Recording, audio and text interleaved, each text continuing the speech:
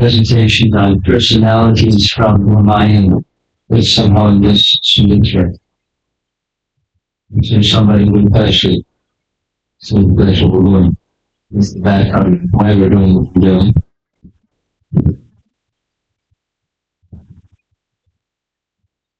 You need something?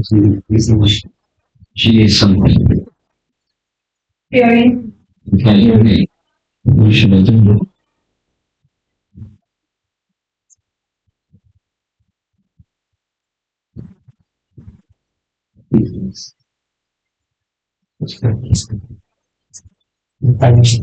What do you want to do? I'm sure it's a bit close. You can't make it too much closer and have to need it. I'll speak a little bit and you tell me if it's better. Is it better? Yes. Somehow it's better. Maybe because I spoke a little louder. I'll sit a little closer to this little microphone. Sumitra. Sumitra.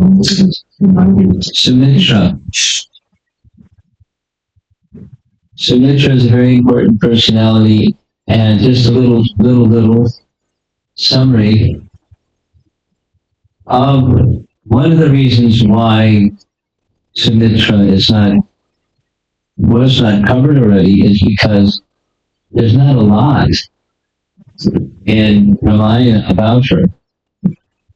The role that she plays is important.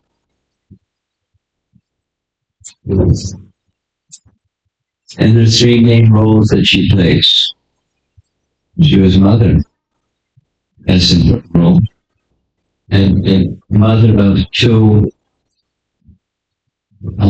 important of the four sons of Israel, who was the mother of two of them. And the glory we'll hear, I'm just doing a little summary.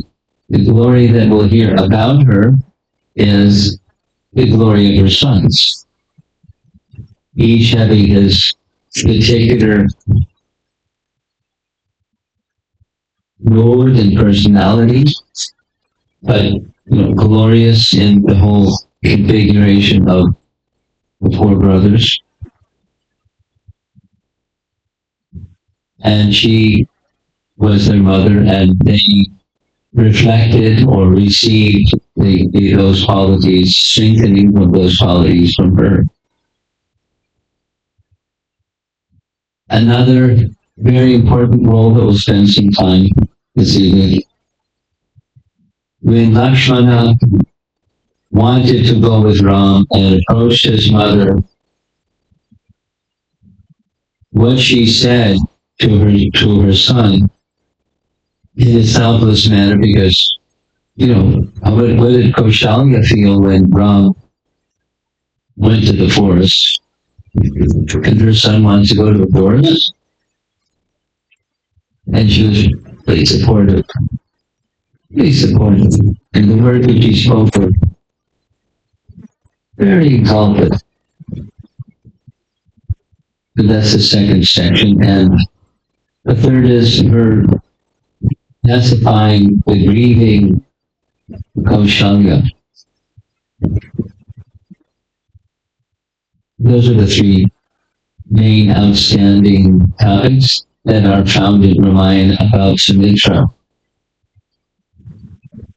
Within Ramayana, there's different ways of looking at Ramayana. One of the ways is going to be shown here. There's the foundation, the storyline, and within the storyline, as the story is narrated, there's principles of dharma that are brought out. And in some cases, they're explicitly highlighted, but there is woven within the storyline.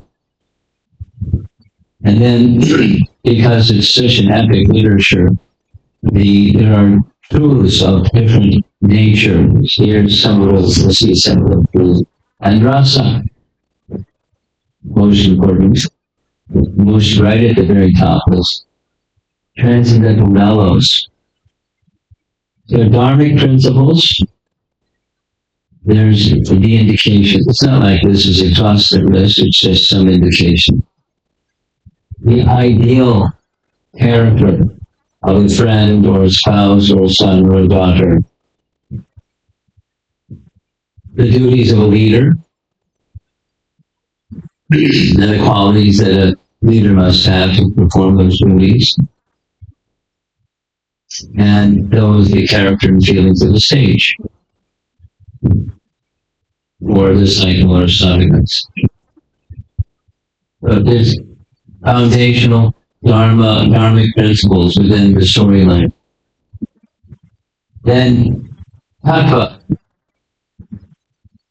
Well, most of us know, probably all of us know, this Ramayana is likened often to a foundational text within the Vedas where the meaning of the Vedas is revealed in Ramayana or in the Vedic texts. And one of those essential meanings of the Vedas is that there's a source of everything, a supreme personality of Godhead. And Ramachandra not just represents that he is that person. There's an interpretation, not explicit. Sita is the goddess of fortune, as Lakshmi is unto Narayan, Sita is unto Ram. She's the goddess of fortune, Shri. However, within the pastime, she, or Sita, acts contrary to the instruction of Ramachandra and the instruction of Lakshmana, and disobeys the instruction of Lakshmana, explicitly insults him, and because of that offense to Lakshmana, who represents Guru Tattva, she has a problem. She acts as if a living entity, as if a jiva, and then gets lost in the illusory energy due to disobedience to the spiritual master, which she becomes like the jiva, and then there's this whole rescue of the jiva from the clutches of the illusory energy, in this case, Ravana. But it's commentators express this particular feature of Ramayana. It's not explicit, but it's a flavor or an aspect of Ramayana that they like to discuss. And of course, Ravana has 10 heads, but those 10 heads are they allegorically representative of something. That's a griva. There's the 10 senses. Working senses, knowledge acquiring senses. And then his own, that's the mind. And Lanka, of course, Lanka is the capital of Ravana. So this is the allegorical features of the Ramayana that come out. And rasa. There's a lot to say about rasa in Ramayana, and you all know from the lovers of Ramayana know those features. Love and separation. It's a big one.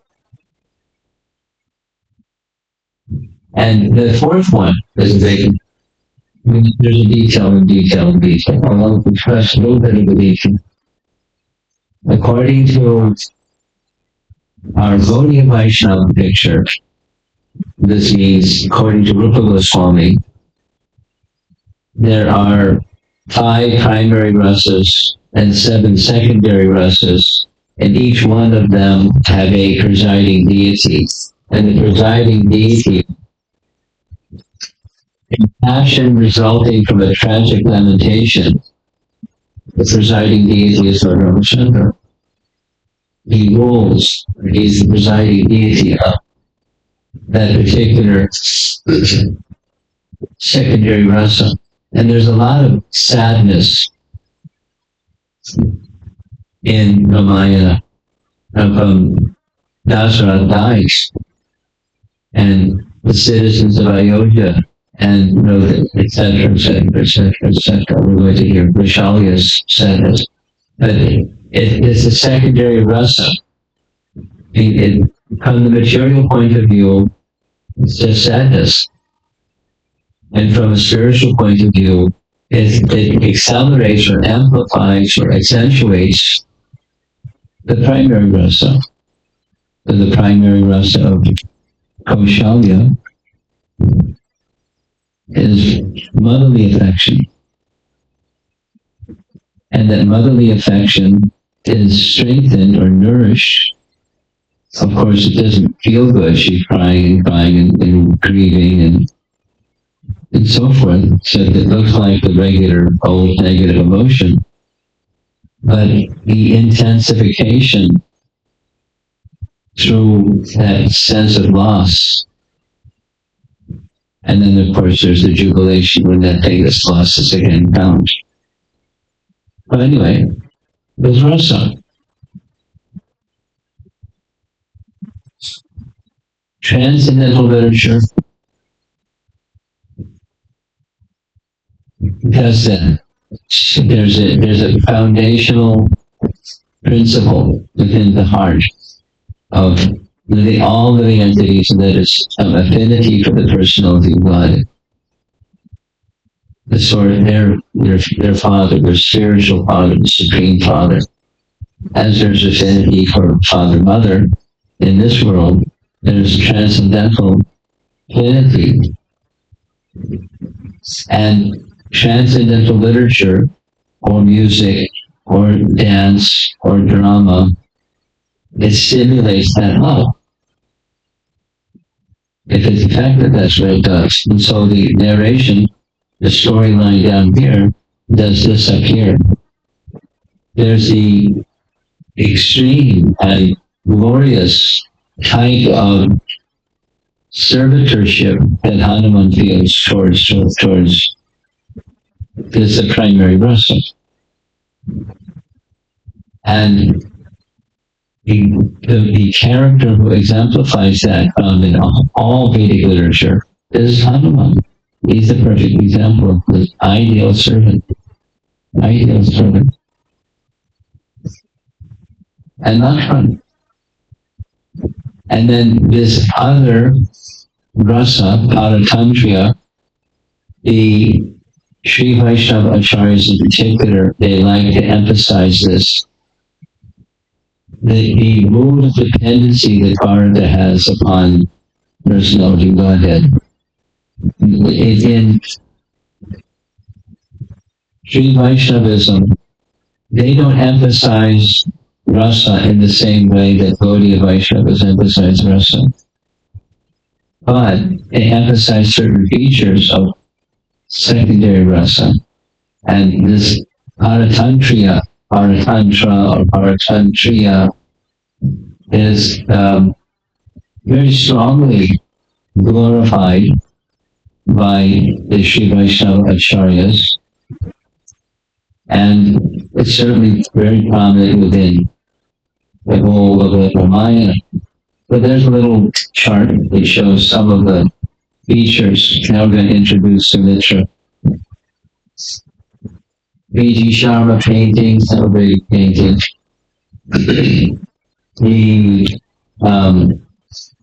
The story, the history, is there's the Brahmanas performing the yajna, and then there's the yajna personality that arises from the fire and gives the payasam to Dasarath.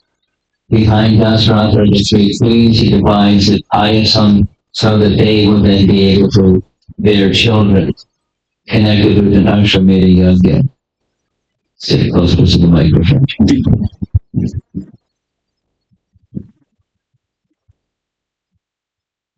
He had a lot of wives, one for every day of the year. And somehow, out of these 365 wives, nothing is said about Sumitra, Koshala, kingdom, Koshalya came from there. the Kaikeya kingdom. Kaikeyi came from there. Sumitra, no mention what kingdom she came from. Her name, Su, means, of course, very, and Mitra, it means friend. So the best friend, or best well-wisher. Now notice down here in the lower left corner, there's what looks like a sun, because it's what it's supposed to be. So this one of the names of the sun is also Mitra. One of the names by which the sun is known is Mitra, because Mitra is a friend. And what is a friend in the sense that the darkness of night is dissipated by the presence of the sun. Or one who gives light in a place of darkness, that's a friend. Or one who is suffering due to being covered by illusion or ignorance. The son or the friend is one who dissipates that illusion or ignorance, which she did with, for example, Kaushalya, very wonderfully. And therefore, the fitting name, Sumitra, Sumitra. So the circumstance, Mitra, also refers to the sun. Since the sun removes our fear or ignorance, he is our friend. Similarly, a good friend removes darkness or ignorance or fear from our hearts, and Mitra does this for Kaushalya, hence the name Mitra. So there's the provinces on the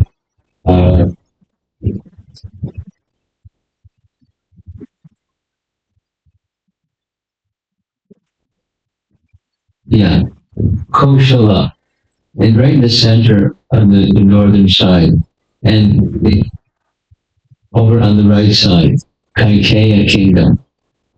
But so there's no such mention for Sumitra. And her comments, I mentioned this already. She is known more through the qualities of her son than through her. That's a nice Prabhupada story.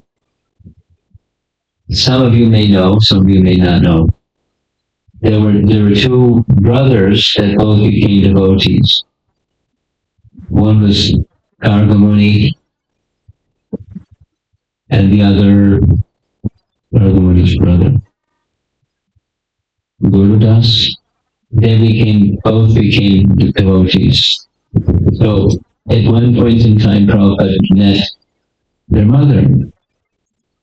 And the mother came because her two sons became devotees of Prabhupada, so she wanted to meet him. She came and Prabhupada just praised her and said, "We're meeting for the first time, but I can tell the quality of the tree by the quality of the fruit produced by the tree." She understood. He was very proud of her two sons.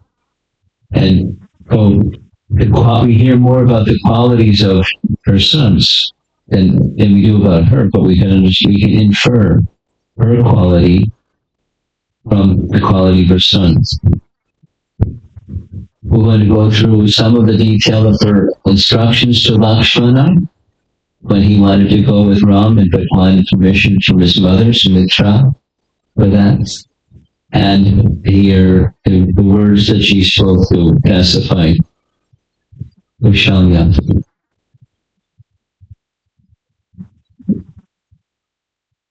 So let's see. Here's a proof. It's a biblical saying. A bad tree cannot bear good fruit. Well, the other way around. Good tree bears good fruit. Mother of Lakshmana and Shatrughna. So there's the fruit. And their qualities imply qualities that they derive from her. So she is the tree, they're the tree. Sometimes it's said that's like salt, you don't necessarily notice salt in cooked items, but if it's missing, it's conspicuous by its absence. You've heard that phrase before? Something is conspicuous by its absence.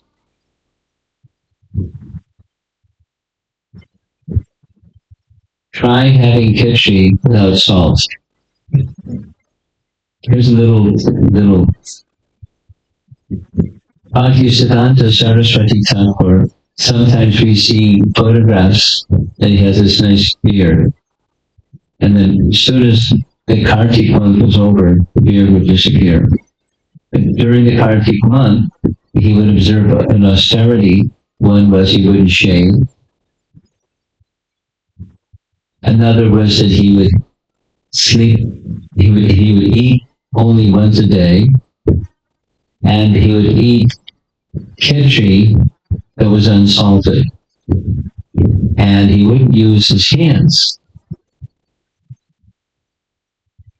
Rather, he leaned over like a horse, and with his beard getting all yucky with the unsalted khichdi, would eat whatever he could eat without his hands.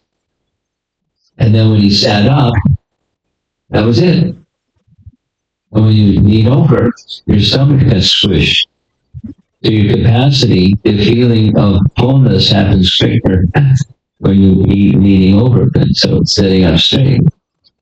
And he did that for a month. Unsalted khichdi. And it's not, what was the purpose of, what's the purpose of anything? The purpose of apa is not just, it's nice because it doesn't feel good because it hurts, but to move forward on the platform. You want to see the screen? You gotta sit over in the seats. Thank you very much.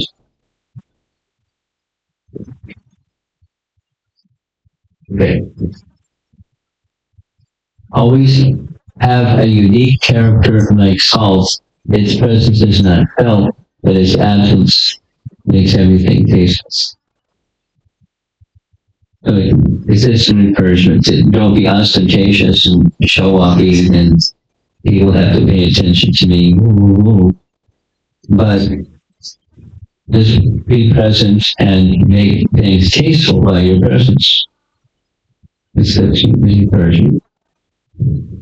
Okay, so here's the story. Again, it's a different painting, but it's the same situation. There's Dasara, his three queens. The Brahmins performing the yajna, and he was almost 60 years old. 60,000, excuse me, years old. No male child.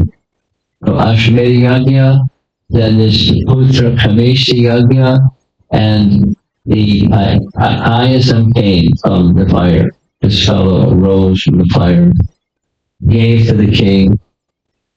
Half went to the eldest of the queens, and then there was another half.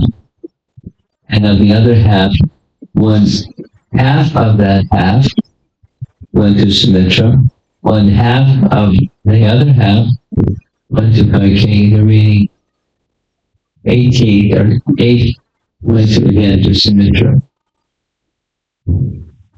So, because of that, Sumitra received Ayasam twice, therefore she had 2 children. And there, the painting, there's some others with Ram, Lakshman, and Bharat and Shatrugna. And there's the yajna, there's Dasara. Since she received Ayasam twice, she bore twins, Lakshmana and Shatrugna.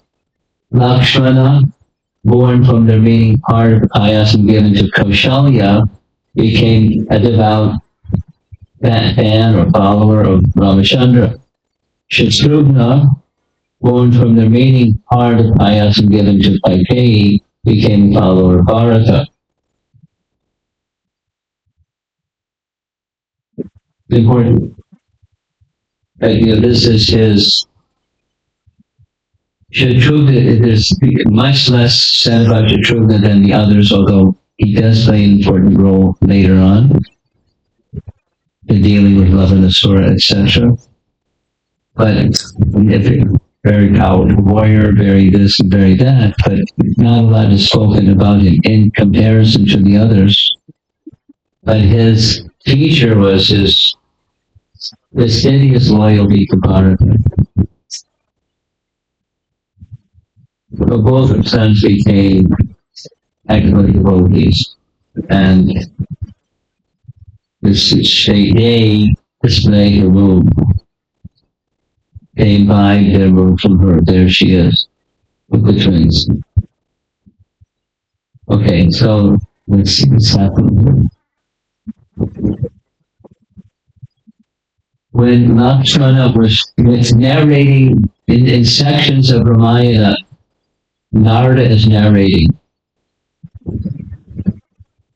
And in his narration of the birth of Lakshmana, here's the Sanskrit on the left with some highlighted features. He is endowed with modesty. Lakshmana, the beloved brother of Rama, is drawn towards him. Feel. Endowed with modesty, he is an enchanter of the joy of his mother Sumitra. We're going to hear several renderings. This is from primarily it's from Govindaraj. Some of you may know who Govindaraj is. Govindaraj is #1 Sri Vaishnava commentator of Ramayana. Very, very, very celebrated personality. Just a little heads up.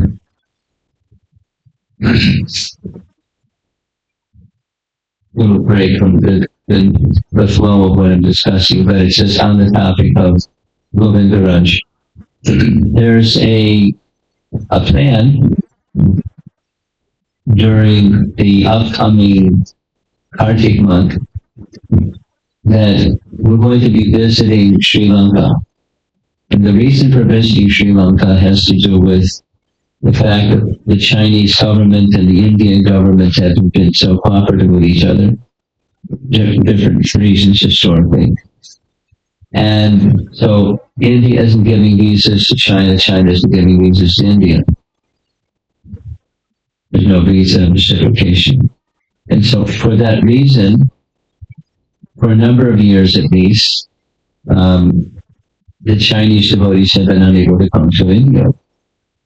So we picked a place where we could speak about the pastime of Lord Ramachandra in Sri Lanka because Chinese citizens don't need a visa to go to Sri Lanka.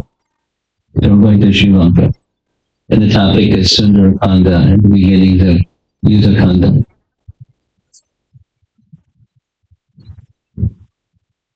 And I invited a guest speaker whose name is Vidvan Garanga. Some of you may not know him.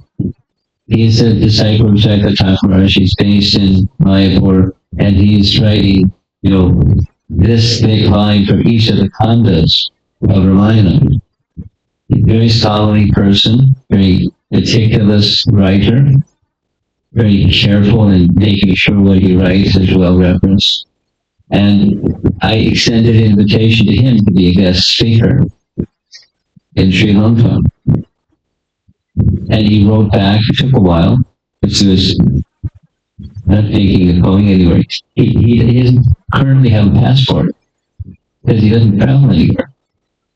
He's just doing his writing.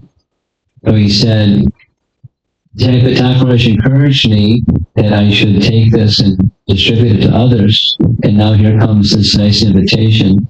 So I'll come. I have to get a passport. I don't need a visa. Indians don't need a visa to go there either. And his topic is going to be the 10 essential teachings of Ramayana per Govindaraj. I remember his name, Govindaraj. That's what sparked me to say this. Many acharyas have commented on Ramayana. Some persons have written their own Ramayana and so many other things. But Govindaraj is highly regarded So we're going to get to hear from a very comprehensive, well-read, capable speaker, Bhutan Gurunga, the 10 essential teachings of Ramayana. And if you don't come, then you can hear the recordings, because I'm sure it'll be YouTube recorded. So from our acharyas, this enchanter of the joy of Mother Sumitra, enchanter of the joy of his mother Sumitra, speaking of a characteristic of Lakshmana, we'll hear different iterations of what that might mean. This is drawn from our acharyas. Displaying his fraternal love, he followed Ram, Anuja Gama, Anuja Gama. The part of his name is derived from that phrase. He followed Ram, who was departing from the forest. So here's some details, taking this understanding that the son tells something of the qualities of the mother. One of the qualities of Lakshmana is Sumitrananda. He multiplies Sumitra's joys many-fold because he's full of love for his brother. And she, the mother, loved the fact and expanded her joy to see how much love is there between Lakshmana and Ram. Another reason is he, Lakshmana, follows in his footsteps. Anuja Gama Ha. And for his being such a faithful follower of Ram, she is glorified. And Lakshmana is referred to as Sumitrananda, who multiplies Sumitra's joys because he, Lakshmana, is endowed with a profound sense of humility, which was already mentioned. That's one of his characteristics. In the material world, humility doesn't fit so well. It's certainly appropriate for people who are very refined and cultured and pious. They're very, very qualified, but they're at the same time meek and humble. That's a unique combination. And as pious people, but what to speak of a Vaishnava, what to speak of Bhakti? Profound humility. And it's not that other Vaishnavas don't have it. We'll see some examples. But there it is. There's Lakshmana getting the sense from Bharata and approving the humility of Bharata, but Bharata and Lakshmana both have this quality of humility, profound humility. The name itself, Lakshmana, is derived from different parts. Lakshmi, Sampana, is endowed with all opulence. Put those two together, Lakshmi, Sampana, Lakshmana. Yet he had no material opulence. It's sad, for 14 years, he hardly slept. He was serving Ram and Sita, carrying all their paraphernalia as they're going through the forest. Lakshmi Sampana means he was a king of the kingdom of service. Nice. That was his Lakshmi. For a devotee, gaining service or the opportunity to serve is the greatest opulence.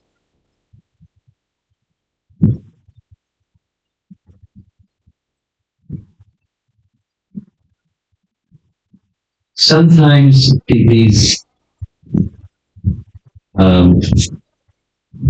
graphics that are not done by an actual artist, it's done by a machine. Sometimes it's helpful, and sometimes not so nice. This is an artist. So now that's one of the two brothers, and Shatrugna is the other. He who kills the enemies. He's the killer of the enemies, but he doesn't fight, except for dealing with Lavanasura. So which Shatru did he kill? Shatrugna. The six enemies. He was the conqueror of the six enemies. Therefore, Shatrugna.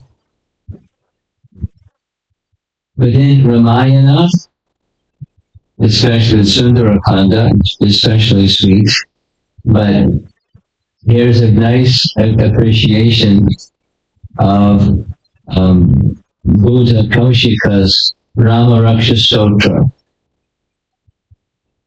I salute the great sage Valmiki, who has climbed the branch of poetry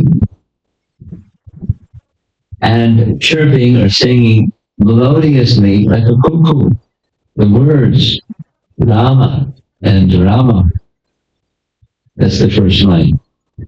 Rama Raveti Madhuram Madhuraksharam. But what's sweet about Ramayana?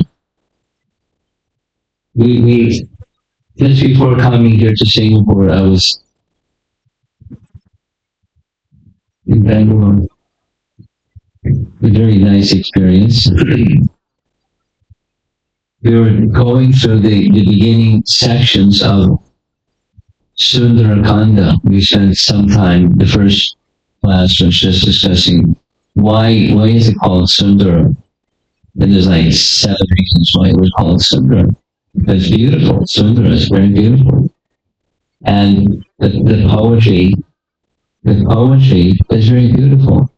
Poetry generally is attractive to people who are a little sophisticated or a little cultured, but the poetry of Sundarakanda, the poetry of Ramayana, it stimulates love.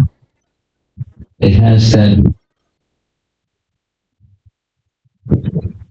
It's easy to get attached to the personalities in Ramayana. Certainly Ramachandra and Sita and Lakshmana, very prominent. Just by the nice poetry. Go. Why is it sweet? The words and style of the composition, the pastimes, the vivid and attractive pastimes, and character portrayal. Right in the midst of this the poetry,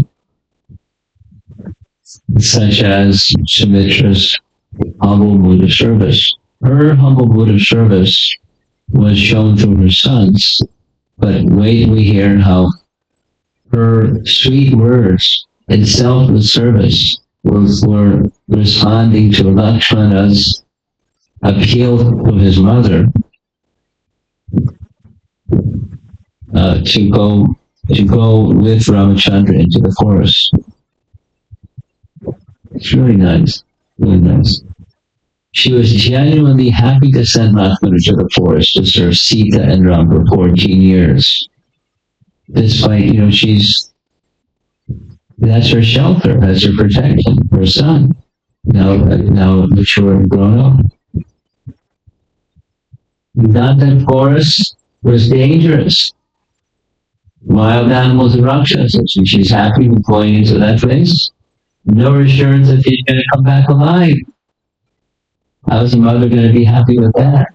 The various hardships and discomfort of living in the forest for palace residents. Why is she happy that he's going off to the forest? And it's her mode of service. Service is the medium through which every devotee is nourished. Service is the medium to receive the taste in katha of the Supreme Lord. There's a nice message. This is right from Srimad Bhagavatam, Canto 1, Chapter 2. The verse, Shushu Shosha Dadhanasya, Vasudeva Katha Ruchi, Syan Mahadevaya Vipra, Punyatirtha Nishevanat. Oh, twice born sages. This is Sutta speaking to the sages of Naimisharanya. By serving those devotees who are completely free from all vice, great service is done. By such service one gains affinity for hearing the messages of Vasudeva.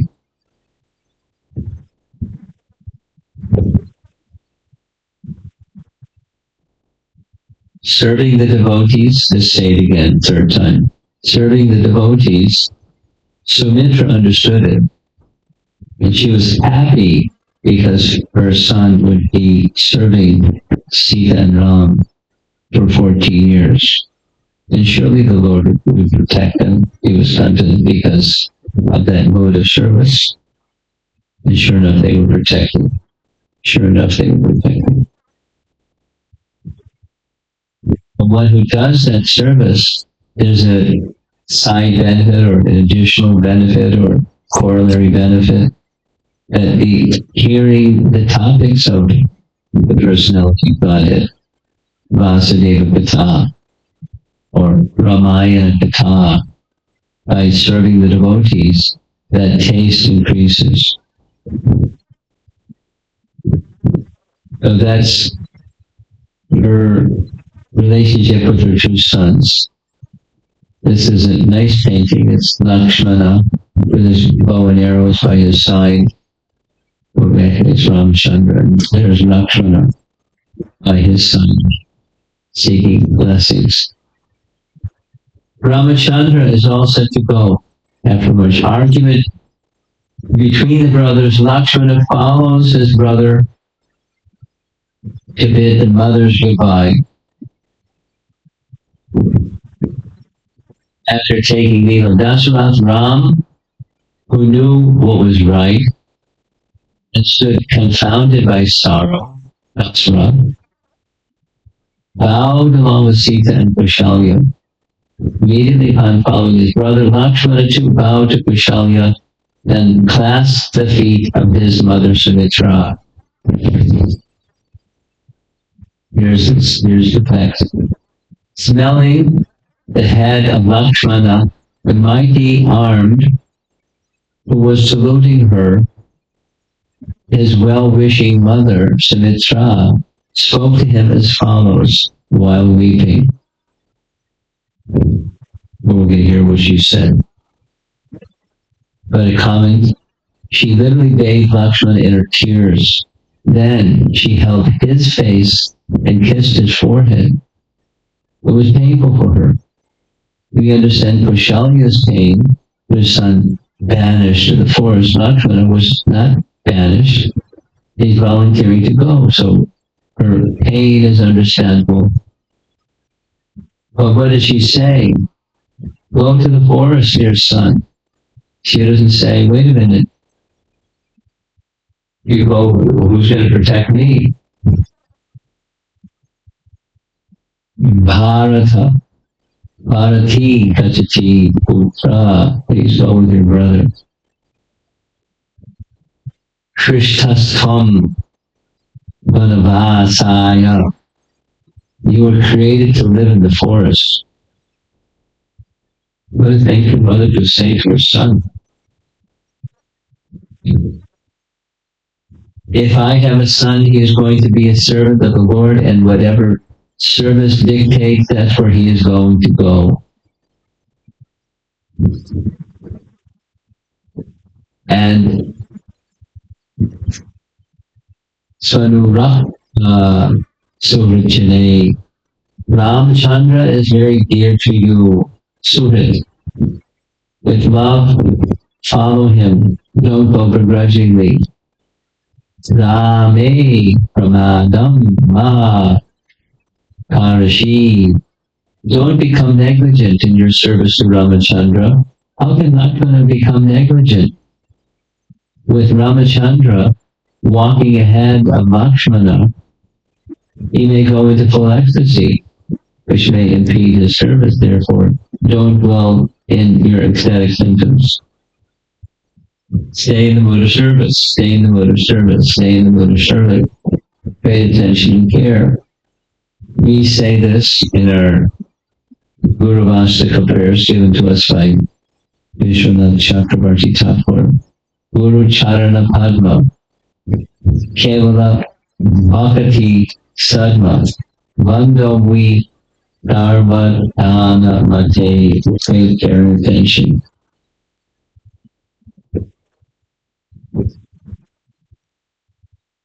Mahaprabhu, he was, when he saw the Vaishnavas coming every year, as they would come every year, for Jagannath Puri.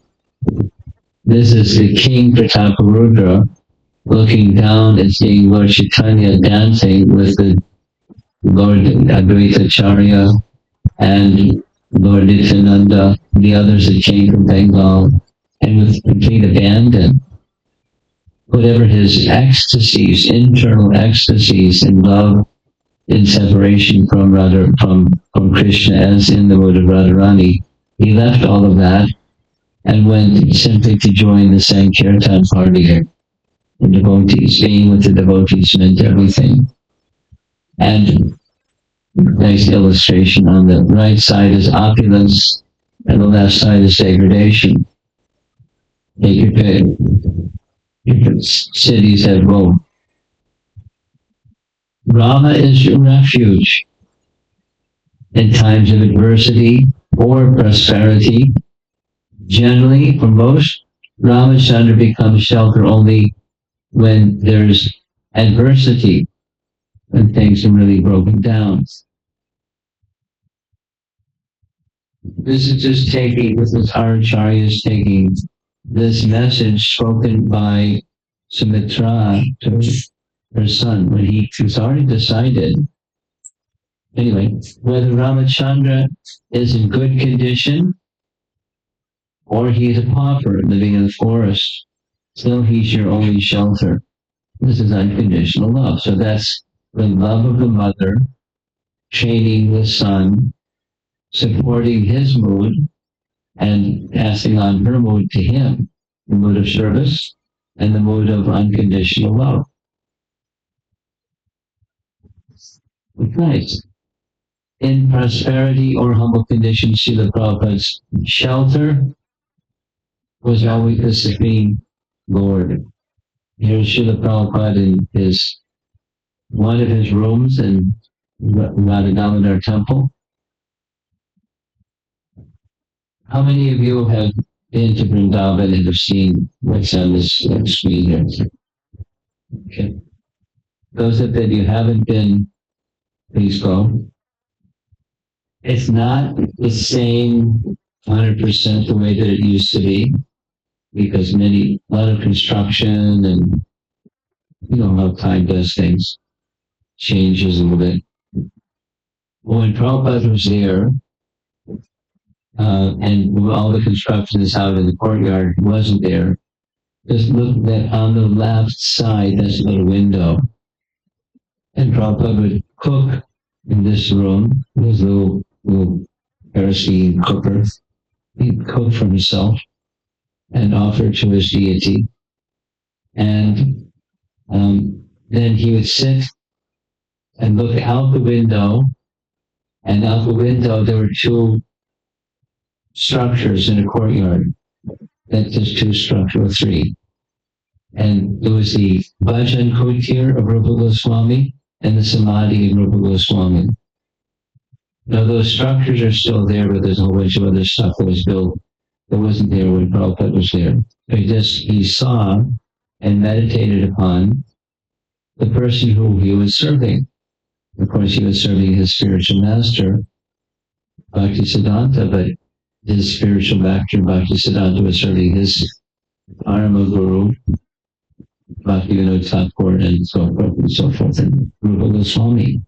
We're followers of the life of Rupa Goswami, and that's what Prabhupada is meditating upon.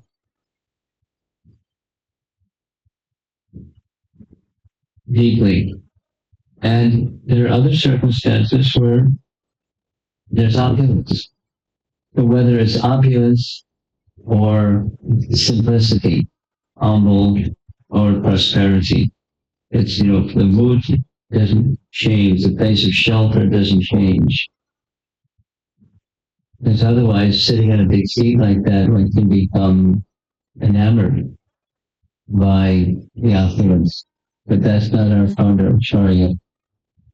Similarly, Lakshmana, being the chief, this is his mother, advising him, see them, Ram and Sita, as your place of shelter.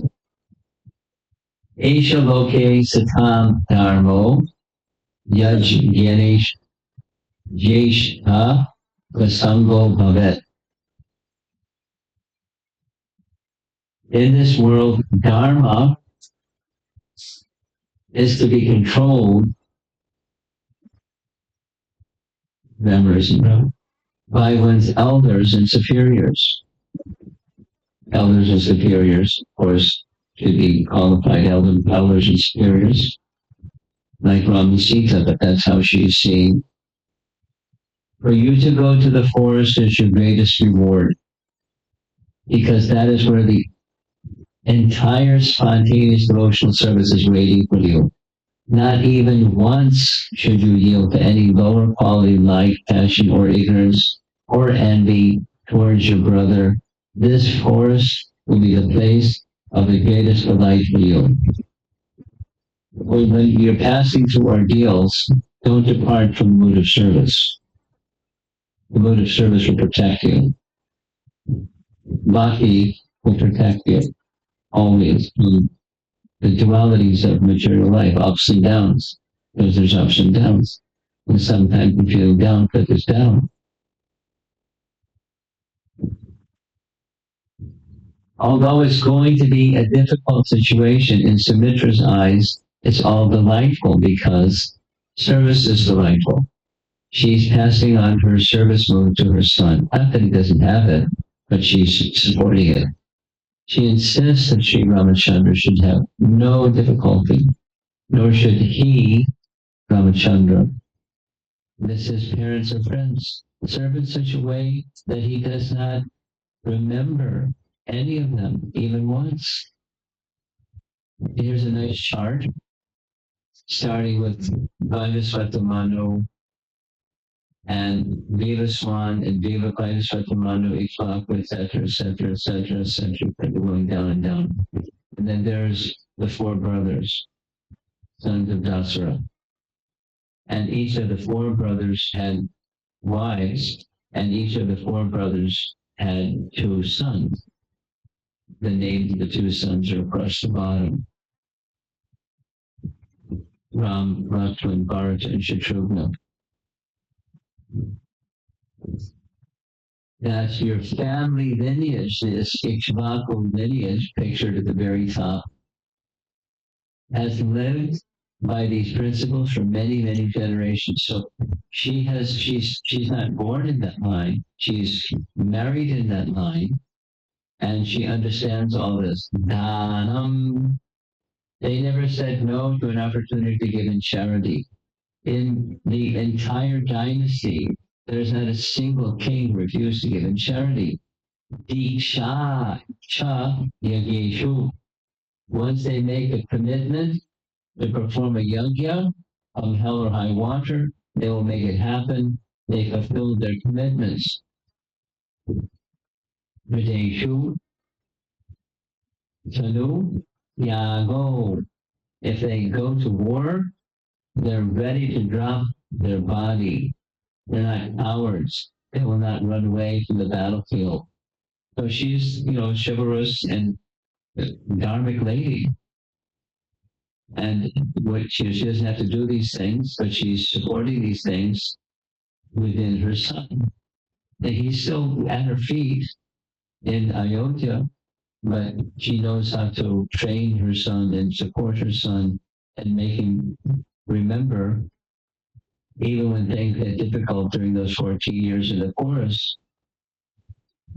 Here's our lineage. There's Lord Brahma, then Narada, and so forth, coming down in pacific succession. We take birth in that lineage. It's the spiritual birth from Diksha, the second birth, Dvija. All these personalities are an example. There's a certain way that they have lived and passed on those teachings. So it's appropriate for us to become familiar with how they lived their lives and how they carried out their teachings, and then follow. We may not have the quality in everything that they have, but at least the light, as opposed to the darkness and struggles of life, that's something they can pass on to us.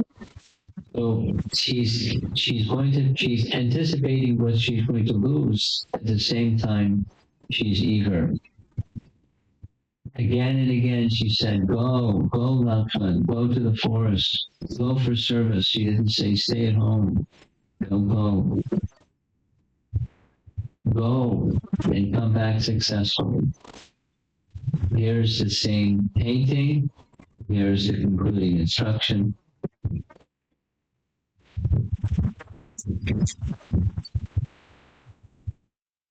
And the second line, the word Tata. He's addressing her warrior son as Tata, my darling son. Please know that from today onward, Lord Ramachandra is Dasarath for you. Ramam Dasaratham Nidhi. He is your father. You take all orders from him from today. That's nothing to say, but there it is. Vidhi Janakat Majam. See Sita as me, your mother. Even if you will say sharp, unfair things to you in the future, which he did. And he didn't budge from having respect in regard to Sita. Ayodhyam Tabim Vidhi. Tell the forest to be your Ayodhya. Gacha, therefore go. There's nothing to worry about. Your father is there, your mother is there, Ayodhya is there, and therefore, Yatha. Happily go. Now, there's just a few lines. He didn't say a whole lot of things, but what she says is very instructive. Now, taking the same language that we just referred to, there's different renderings. Here's from the first line. Ramam Dasaratham Vidhi. Dasa, besides 10, Dasara, Dasa can also mean bird. That's, who is the person who has a bird as a chariot? Vishnu.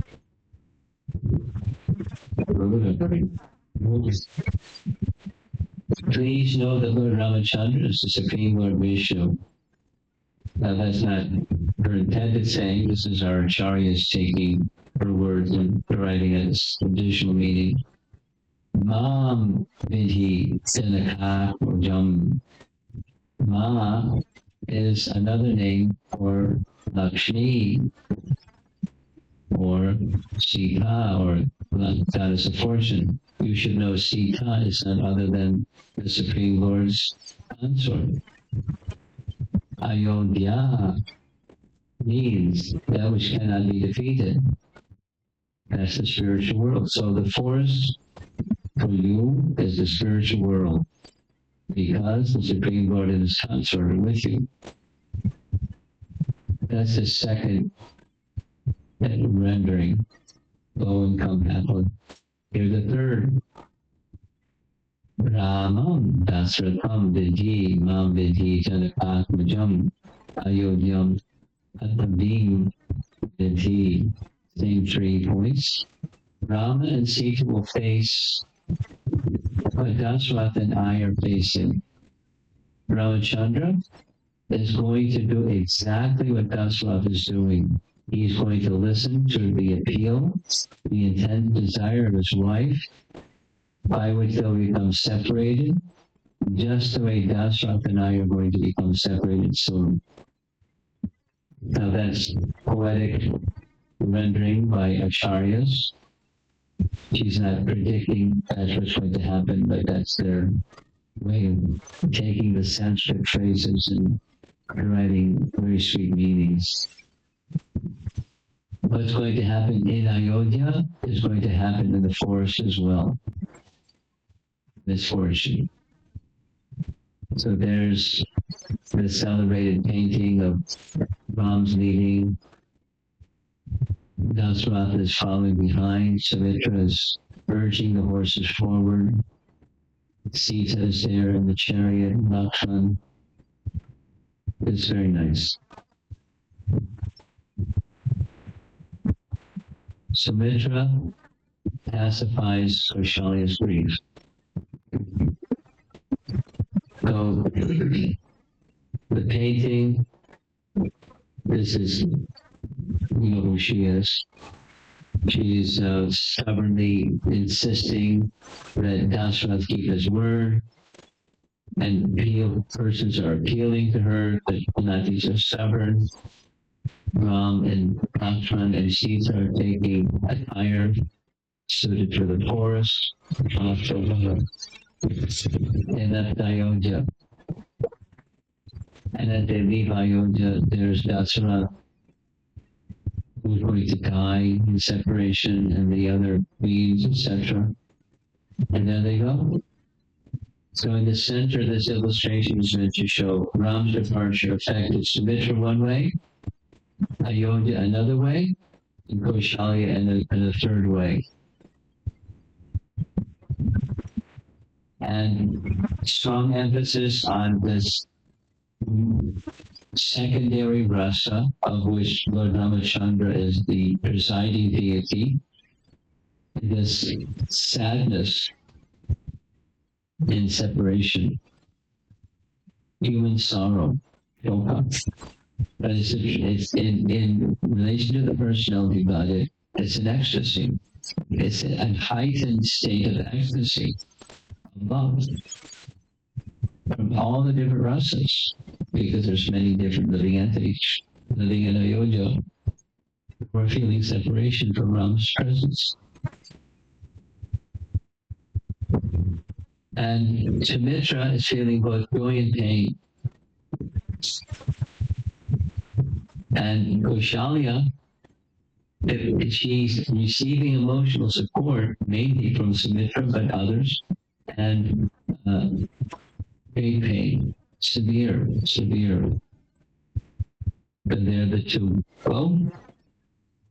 heading for the forest. Imagine Kaushalya's grief. If even the trees and the birds of Ayodhya were in deep pain and separation, Kaushalya can't bear it. And so we're going to hear Sumitra pacifying the emotions of Kaushalya.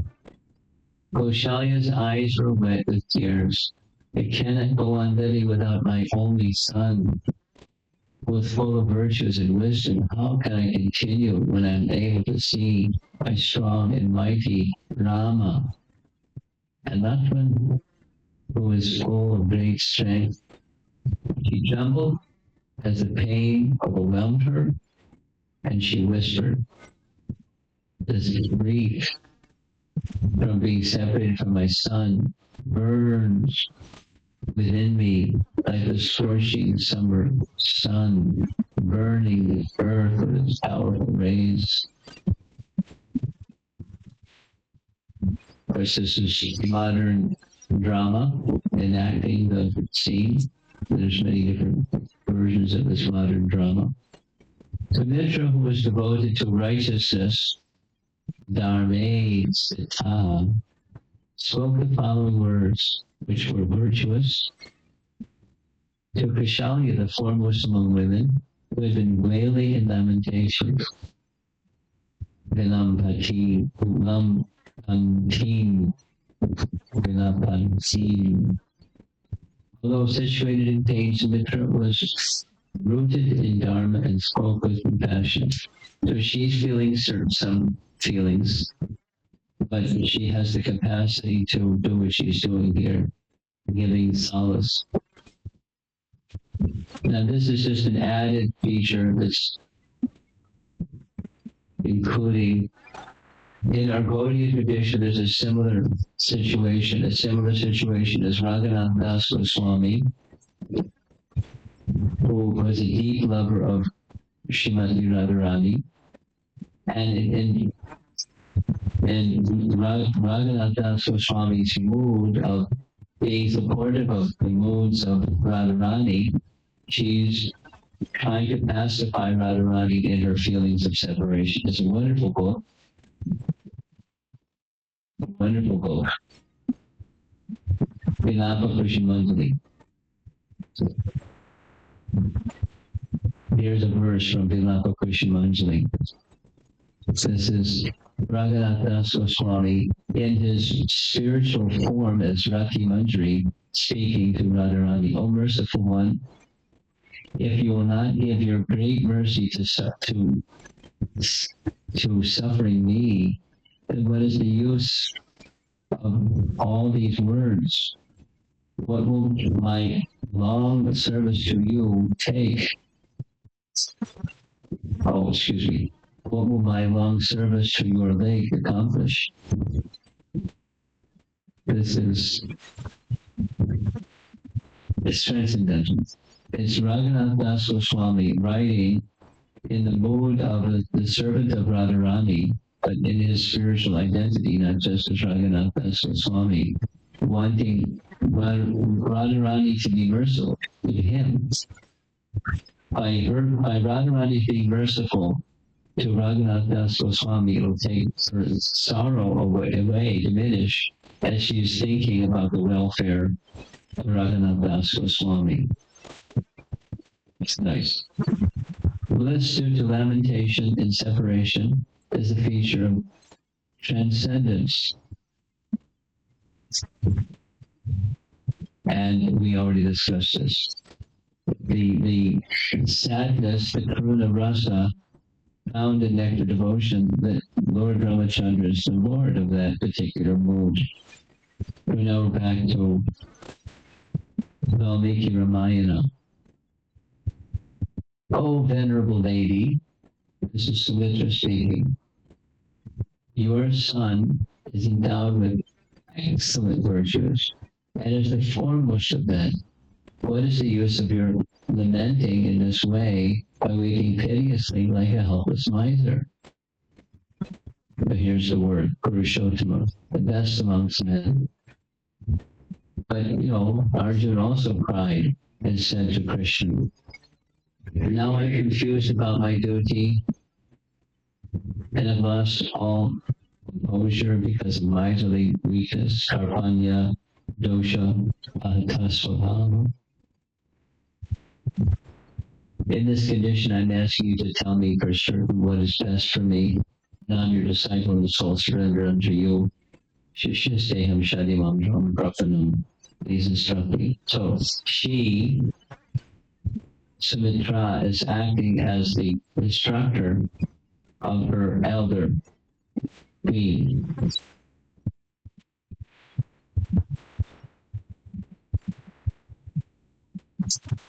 I'm just looking at the photograph. It looks like they painted on some tears on her cheeks.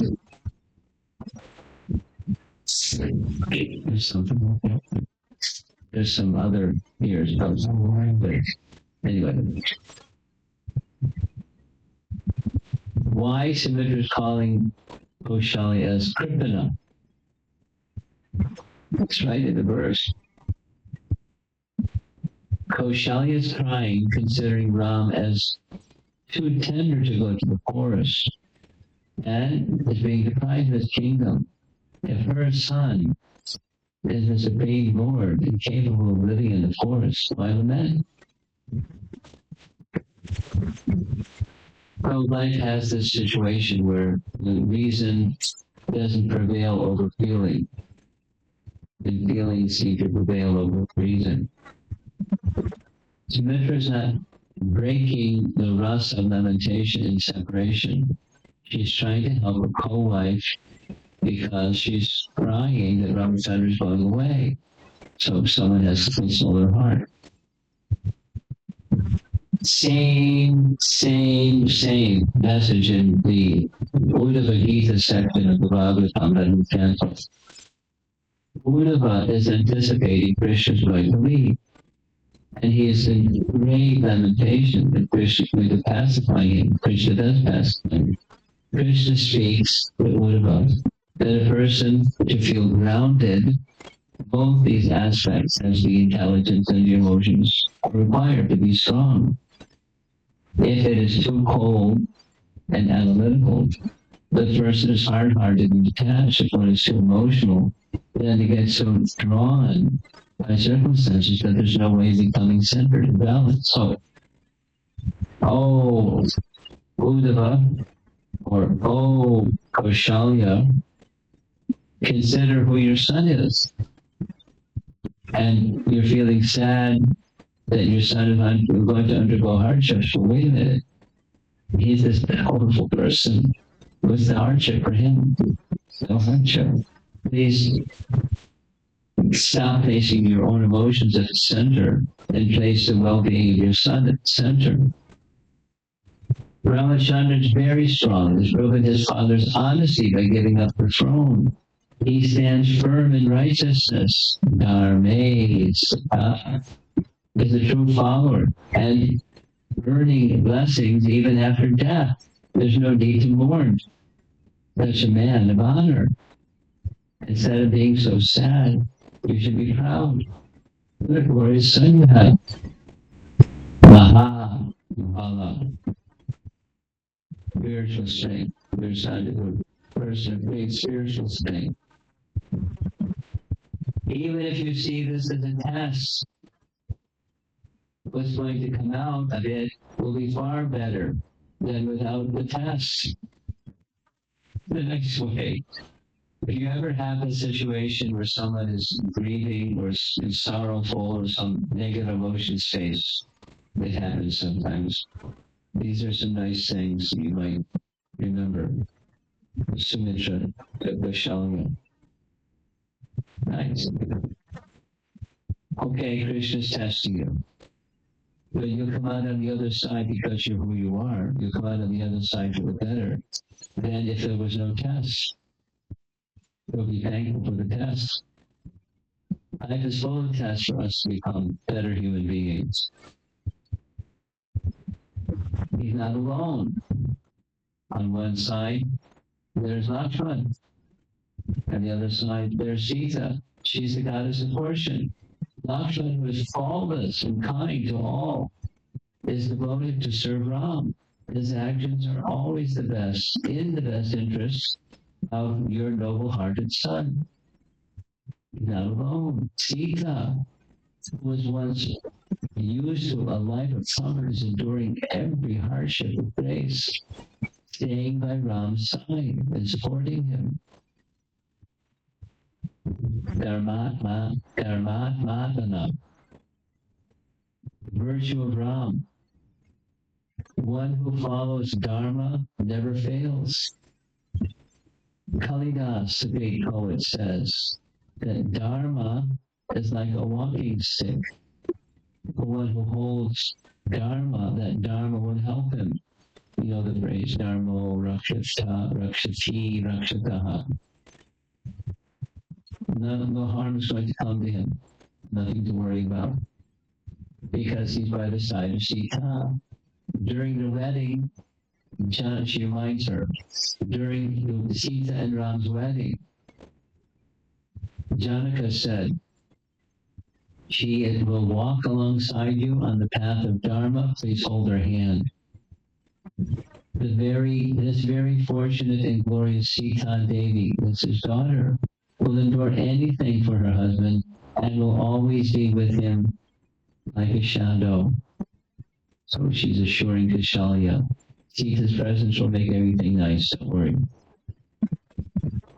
Because in her presence, Ramachandra will never deviate from Dharma, and one who never deviates from Dharma is protected by Dharma. Sumitra refers to her as Vaidehi. Videha means one who is free from the body. Videha, one who is free from the body. So she's Videhi, Vaidehi. She is the daughter of the king of Videha. He has no bodily concept of life at all. That's the caliber of the person to accompany Lord Ram. She is honoring Sita, and by honoring Sita, of course, Kaushalya knows the honor of Sita, and that being in her presence, he is protected. What goal hasn't been reached by your virtuous son? Truthfulness is his wealth, and he is known across the world for his noble deeds.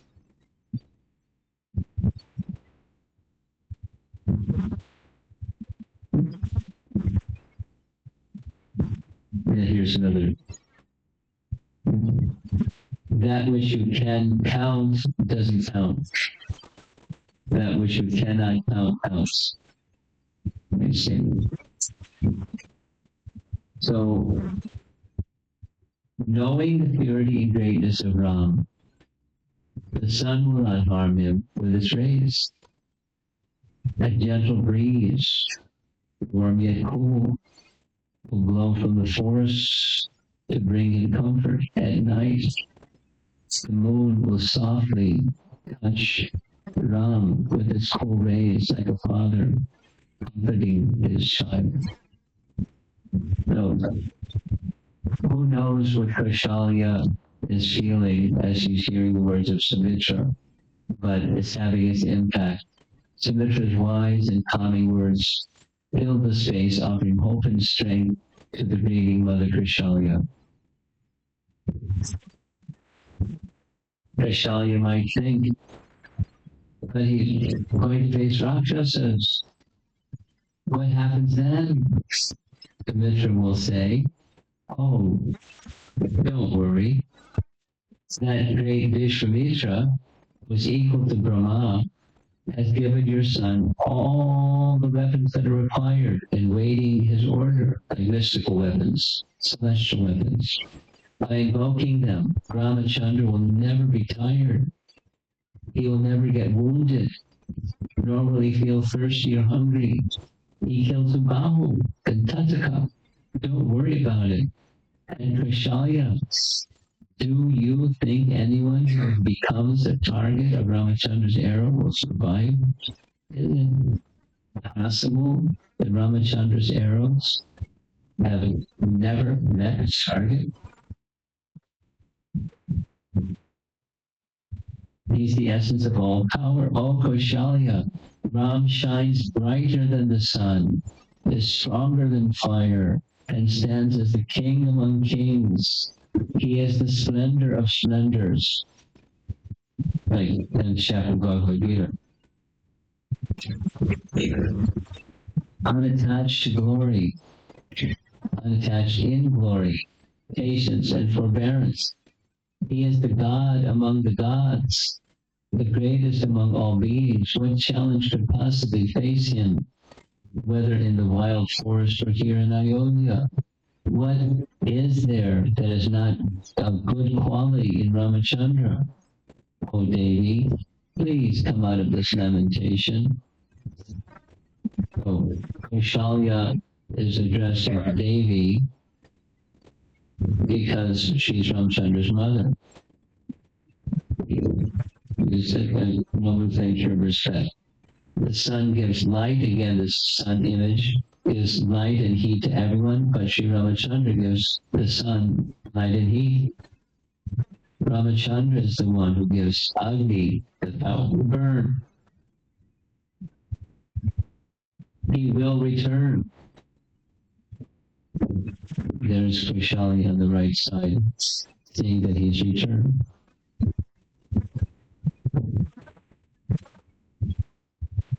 Lord Ram, the best amongst men, Purusharshava, will be installed on the throne soon. Chipram, along with Mother Earth, Prithivya. Sita, the princess of the Videha kingdom, and Lakshmi. Ramchandra has only one consort, but the poetry says that not only Videha, he, but Prithvi will become his consort, indicating that he becomes the ruler. And Shriya means all opulence will come along. Nice. Just see how the acharyas are taking the Sanskrit and embellishing, extracting, putting the puzzle pieces together and giving us a picture that's more than what we might, without their capable assistance, understand.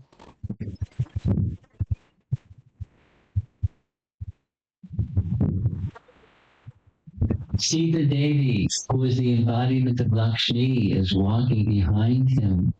Who follows Lakshmi? Everybody. If fame or Sri Devi is following Ramachandra, what is there to worry? What is impossible for Ramchandra to do? What is there to worry when Lakshman is there, the best of archers? You will very soon see your son's face like the rising full moon. After he touches your feet and he stands up, it'll be like the full moon rising in front of you.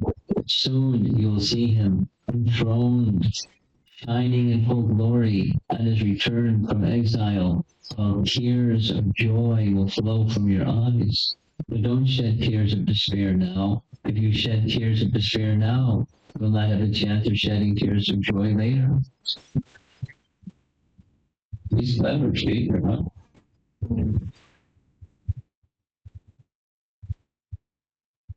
Oh, great Kaushalya Devi, do not grieve. Very soon you'll see again your son along with Sita and Lakshman. Ramachandra will not experience any distress or inauspiciousness in the 14 years. She knows Ramachandra is going for a reason, to relieve the sorrow of all the residents in the forest who have been waiting for him for thousands of years. This is one of those scenes, one of the hermitages of the sages, and they're getting a chance to see him directly. They have given up eating, sleeping, drinking water. Instead, they're sitting in meditation, chanting the name of Lord Ramachandra. So how can it be inauspicious? He will bring auspiciousness to many, many souls. I hope she's feeling better. Including words, oh Kaushalya, when you are overcome by grief, how can you console others? You're the queen. Your residents of Ayodhya are crying and falling unconscious with a son like Ramachandra. You should not grieve. There is none in this world superior to Ramachandra who stands on the path of virtue. Your son, who brings blessings, will soon return to Ayodhya and gently touch your feet with his strong yet tender hands. And when that hero, along with his companions, bows before you in adoration, your tears of joy will fall like rain from a cloud over the mountains. Very encouraging. See, very expert. Sumitra. So this is getting a lot of attention. We don't hear a lot about her, the whole of Ramayana, but when she speaks to her son, when she speaks to Kaushalya, fantastic. With wisdom, kindness, and a gift for gentle words, Sumitra comforted Kaushalya softly, easing her sorrow. Although Kaushalya has Kushala, or expert in resourcefulness, in her name, Valmiki is calling Sumitra Kushala. In this verse, the word Rama appears 3 times. Valmiki is in ecstasy. Ramasya, Virarama, and Rama. Ramasya means Ramachandra's mother. Sumitra, Virarama means stop speaking, and Rama, of course, that's goddess of fortune, this great lady of great qualities. Vaishalia's heart received solace. As Vaishalya listened, the entire lamentation began to melt away, like a light autumn cloud fading into the sky. During the monsoon season, the clouds are black, heavy, dense, and don't move fast. As soon as autumn comes, black clouds turn white and they quickly fade. All glories to its wonderful Sumiträ Devi. And that's the end. Ta-da!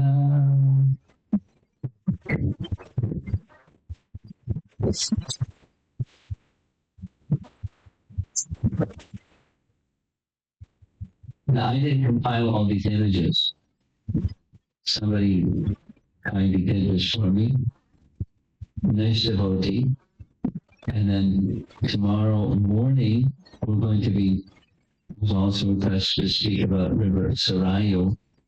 And similarly, that was composed by a different devotee. I'm just a mouthpiece. The other are the artists. And she can gather these different parts of the text and the message.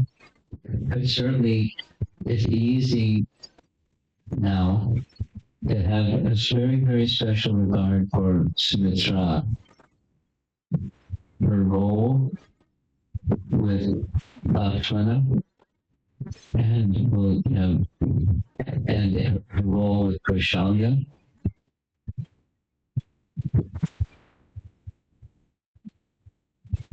And her role in Ramayana.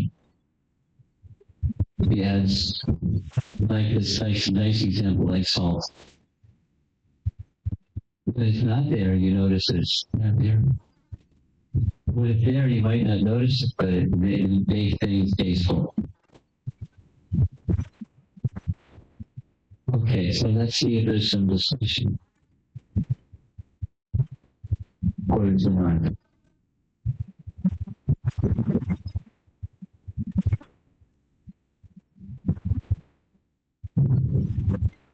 Yes.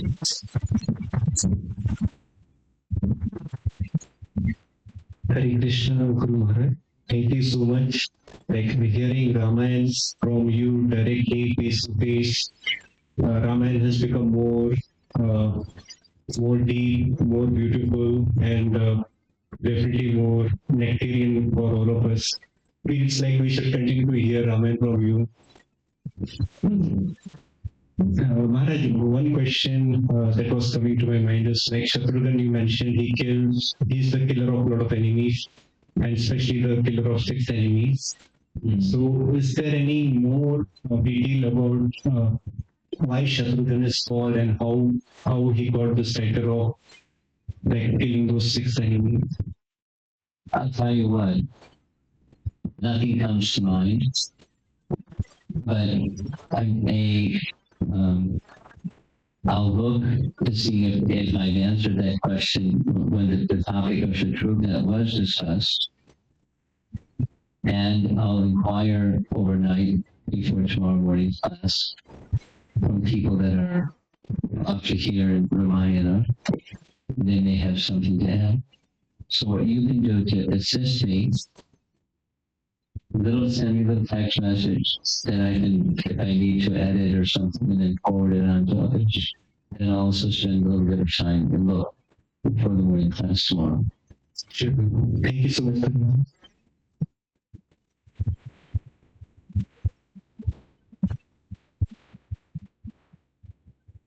Yes. Hare Krishna Maharaj, thank you for the class. Maharaj, in this lecture you mentioned that Sumitrama is known by the qualities of the sun. Yes. This in contrast, when we take the example of Hiranyakashipu and Prahlad, how do you... That's the exception.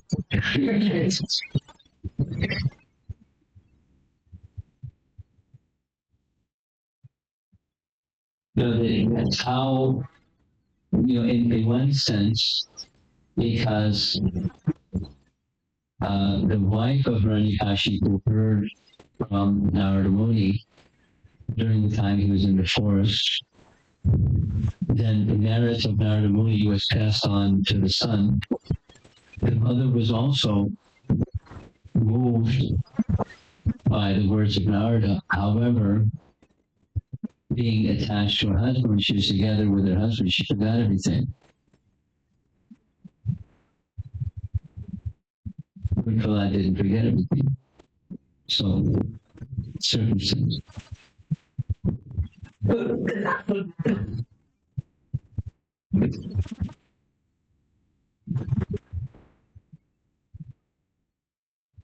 Anything else?